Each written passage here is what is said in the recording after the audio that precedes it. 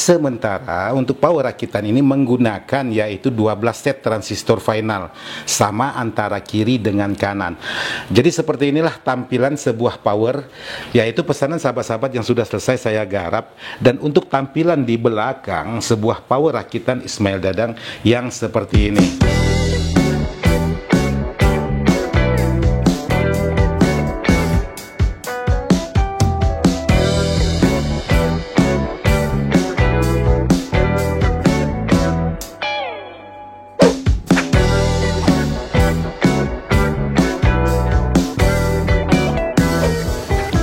Oke, buat sahabat-sahabat Ismail Dadang Ismail. Jadi di sini setelah kemarin saya membahas antara Absolute AD5000 dan Extreme MTI 201, sekarang saya ingin membahas yaitu rakitan Ismail Dadang seperti ini.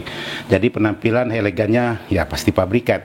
Sementara untuk di bagian power rakitan ya itu dan itu aja. Oke, buat sahabat-sahabat, sekarang saya ingin memulai pembahasan masalah power rakitan yang menggunakan trafo tunggal, yaitu dengan ukuran 30 ampere produk Bell BGR dan menggunakan elko sebanyak 12 buah untuk di bagian supply PSU-nya. Sementara untuk power rakitan ini menggunakan yaitu 12 set transistor final, sama antara kiri dengan kanan.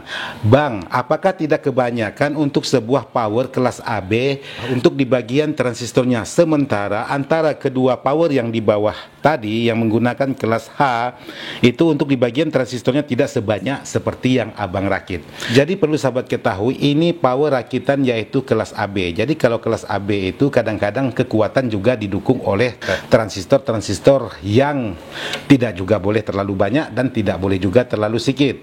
Jadi idealnya menggunakan trafo 30 ampere ini biasanya untuk kapasitas sebuah transistor yaitu hanya menggunakan 8 atau 10 set.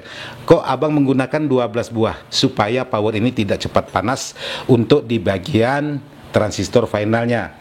Sementara lagi untuk di bagian Draper tetap menggunakan SOCL 506, yaitu produk-produk pasaran yang sangat murah meriah sekali. Bang, memangnya abang tidak tahu membuat power kelas lain selain dari kelas AB menggunakan Draper 506? Jadi ini disesuaikan dulu dengan permintaan. Jadi bukan berarti tidak memahami untuk kelas-kelas lain, tapi kita membuatnya bertahap. Jadi seperti inilah tampilan sebuah power, yaitu pesanan sahabat-sahabat yang sudah selesai saya garap. Dan untuk tampilan di belakang sebuah power rakitan Ismail Dadang yang seperti ini. Sementara yang dua di bagian bawah antara Extreme dengan AD5000. Dan tampilan di dalam sebuah rakitan Ismail Dadang seperti ini.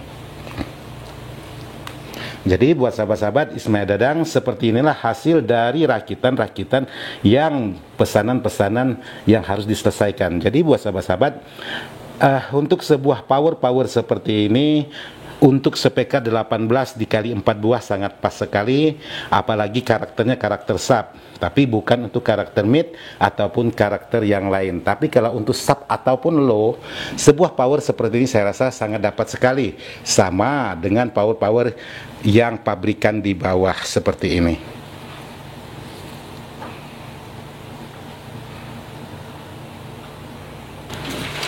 Jadi di sini saya ingin sedikit menjelaskan tentang sebuah power rakitan, yaitu untuk di bagian mode belakang.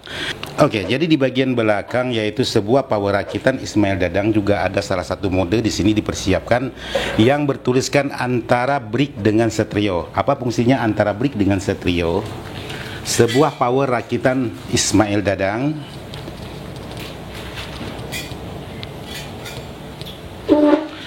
jadi di sini bisa sahabat gunakan untuk fasilitas di belakang, semuanya pada aktif semua, maupun menggunakan RCH ataupun menggunakan soket Canon seperti ini. Jadi semuanya pada aktif semua.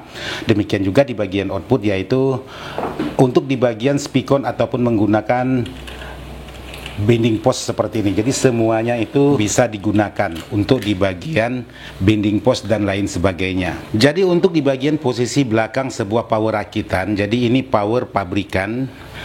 Jadi ada ekstrim, ada HD 5000. Jadi di sini power rakitan. Di sini juga ada mode pilihan antara stereo dengan brake.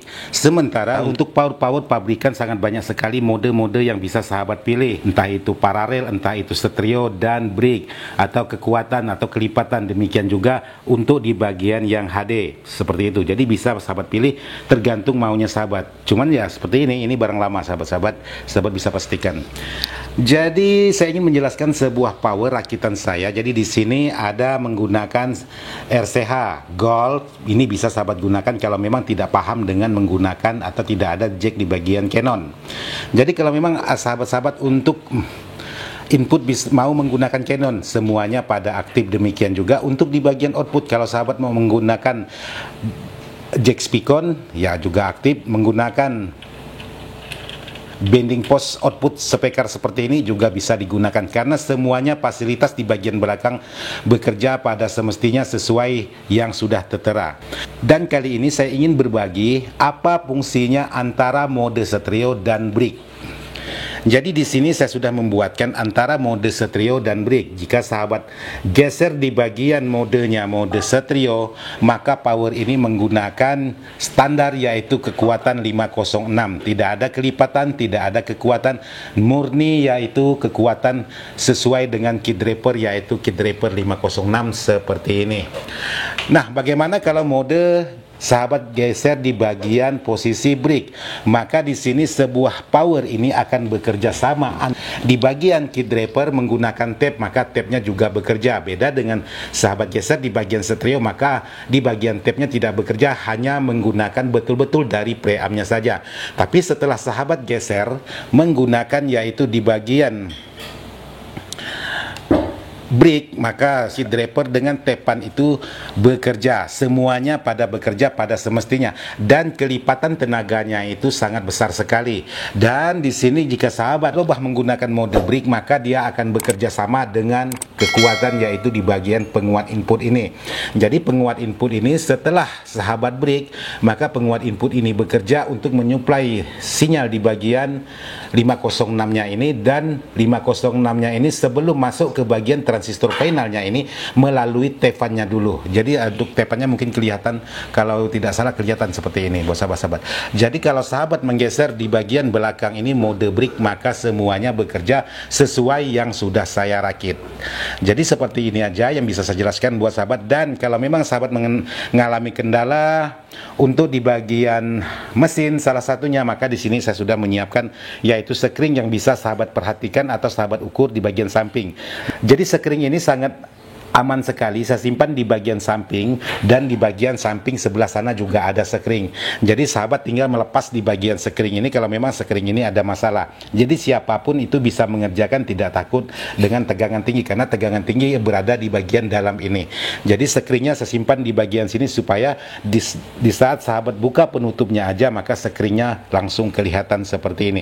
Jadi berada di bagian samping power seperti ini. Bang, kenapa disimpan di bagian samping power, tidak disimpan di bagian dalam power? Maka kalau saya simpan di bagian dalam power, takutnya sahabat itu yang tidak berani dengan tegangan-tegangan, maka sahabat sendiri tidak berani untuk mengganti di bagian sekringnya. Maka saya ambil kesimpulan untuk menggunakan sekring yaitu di bagian samping kiri seperti ini. Jadi seperti itulah power rakitan Ismail Dadang, dan mohon maaf video ini tidak maksud hati untuk menggurui, hanya sekedar berbagi pengalaman sesuai dengan apa yang sudah saya alami.